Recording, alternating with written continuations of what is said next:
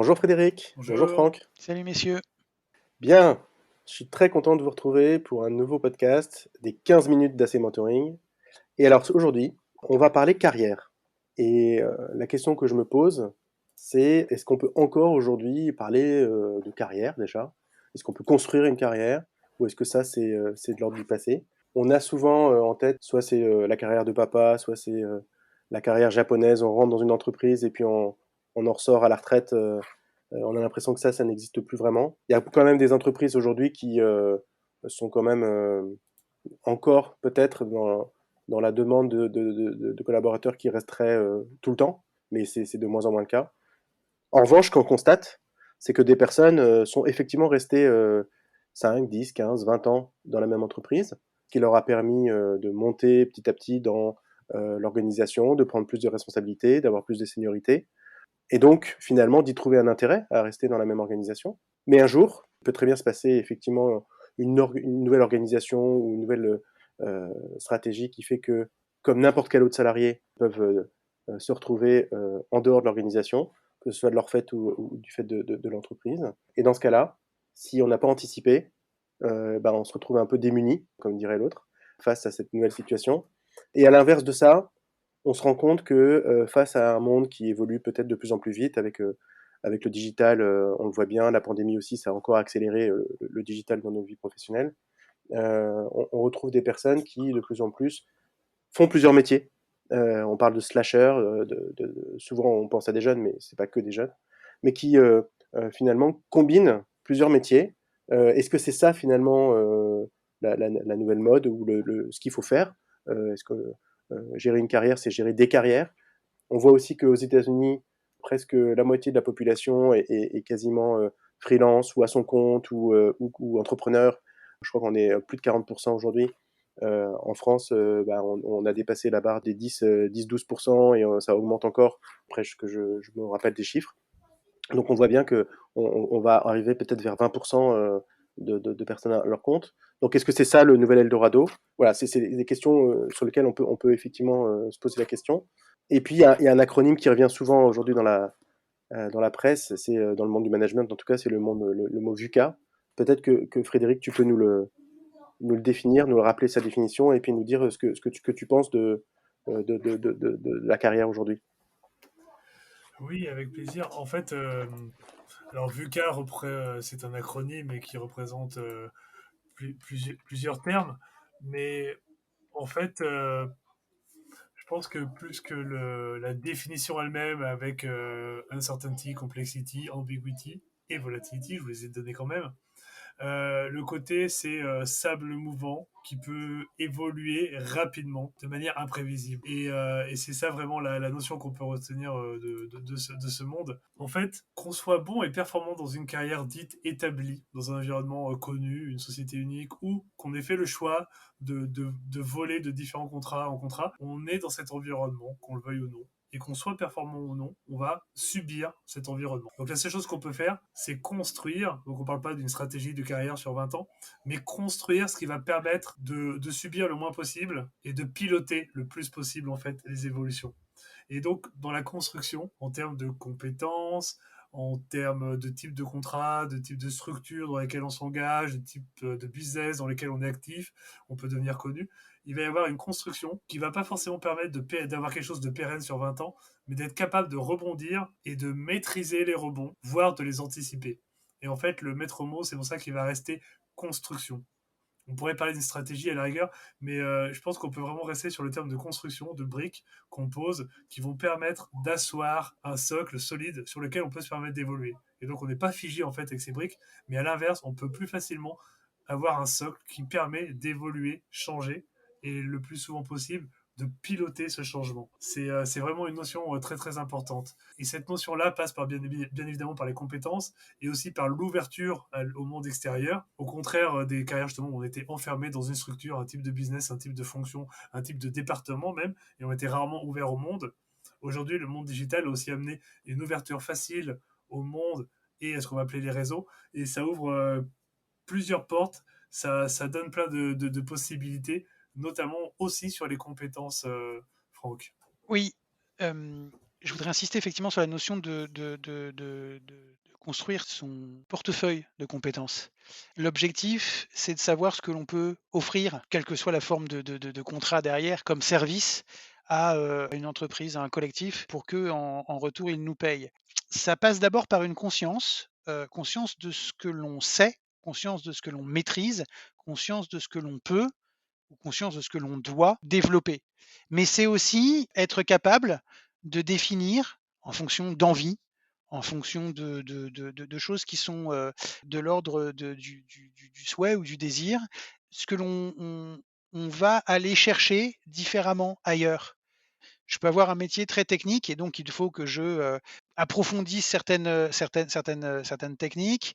Je peux avoir un métier plus de coordination ou de management et il faut que je développe des process, des outils, des habitudes, des rituels, des routines pour le faire. Mais je peux aussi être passionné par que sais-je, l'art culinaire japonais et dire que je vais aussi creuser là-dedans, non pas pour le fait que cela va un jour devenir mon métier, mais parce que je vais peut-être en prendre certains ingrédients et que cela va caractériser la façon dont moi je fais les choses. Il y a un chef français célèbre cuisinier dont je ne vais pas faire la publicité, qui explique que tout ce qu'il met en œuvre et qui lui a permis d'avoir quelques étoiles, il l'a appris dans le judo et l'aïkido.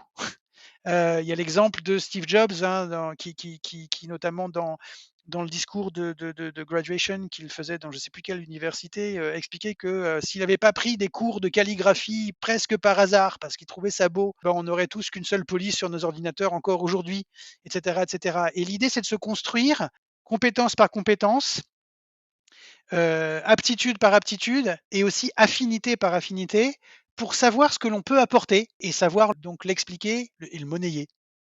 Alors ça, c'est la première étape de construction. La deuxième étape de construction, c'est évidemment la construction du réseau, mais je laisse la parole à l'expert Frédéric là-dessus, puisque c'est véritablement son domaine. Merci Franck. Effectivement, et d'ailleurs, il n'y a pas longtemps, lors d'une conférence sur le personal branding, on touchait ces notions de réseau. Donc, sans aller jusqu'au personal branding, le réseau va être important pour une chose qui s'appelle la visibilité. La visibilité pour être perçu par les autres, la visibilité pour être perçu comme bon ou pertinent sur un certain sujet, et aussi la visibilité de ce que font les autres. Parce que pour savoir où aller et comment y aller, comme tu l'évoquais Franck, en fait, il faut aussi voir ce qui se passe dans le monde autour de soi. Donc la visibilité dans le réseau, c'est à la fois source d'information et diffusion d'information. Et la visibilité se construit du coup par rapport à une expertise, un environnement. On va être vu dans cet environnement. Petit à petit, on va pouvoir être perçu comme quelqu'un de bon et pertinent ou un expert. Et petit à petit, même à force d'être vu au sein de groupes d'experts, on va, entre guillemets, monter en grade dans la perception des compétences vues de l'extérieur. Donc la visibilité elle-même à plusieurs niveaux. C'est l'interaction et la contribution au sein du réseau qui va donner cette évolution en fait dans la perception qu'auront les autres. À l'inverse, si je veux découvrir de nouveaux horizons, rester à l'affût de ma prochaine évolution, soit en termes de domaine de business, soit en termes de type de métier, de type de compétences que je veux construire, je dois moi aussi m'ouvrir et aller voir ce que font les autres, et donc voir ce que font les autres. Donc c'est vraiment un jeu double en fait, voir et être vu. Et bien évidemment, dans être vu, là l'enjeu, c'est de montrer ce que l'on veut montrer. Donc apprendre aussi, en termes de visibilité, à construire ce qu'on veut que les autres perçoivent. Donc ça se fait dans le temps, mais il y a là encore une sorte de stratégie, une construction. On n'est pas visible juste comme celui qui fait les blagues dans un groupe d'experts. Non, on va être vu comme un expert dans un domaine. Et donc il y a une construction de cette visibilité, et c'est ce qui va permettre, encore une fois, de piloter ces rebonds. Alors souvent, effectivement, Frédéric, quand on aide des personnes, en particulier en période de transition professionnelle, certaines personnes qui ont des réseaux peu développés ou qui ont le sentiment de ne pas avoir de réseau, c'est plutôt ça, sont un peu démunis, ils disent mais comment on fait? Moi je suis pas quelqu'un qui sait développer des réseaux, comment on fait? Alors moi j'aurais tendance à dire que développer un réseau c'est d'abord une question d'état d'esprit plus qu'une question de méthode. C'est-à-dire que n'importe quelle rencontre, n'importe quelle interaction peut être l'occasion de développer son réseau. Et c'est pas à un moment donné, on se dit, tiens, on se lève un matin et on va se dire, aujourd'hui, je vais développer mon réseau. Non, c'est vraiment saisir toutes les opportunités de rencontres, qu'elles soient dans un cadre déjà prévu ou qu'elles sont dans un cadre qu'on a sollicité, qu'on a créé pour développer son réseau. Et c'est souvent sans raison. C'est-à-dire qu'on a beaucoup d'échanges, et Franck en parlera après, sur comment on peut apprendre grâce au réseau. Déjà, en soi, c'est suffisant l'apprentissage qu'on peut faire les uns aux autres, se donner et recevoir, sans pour autant avoir un objectif de ils vont croire que je veux changer de métier, etc., ou que je veux partir de ma boîte. Pas forcément.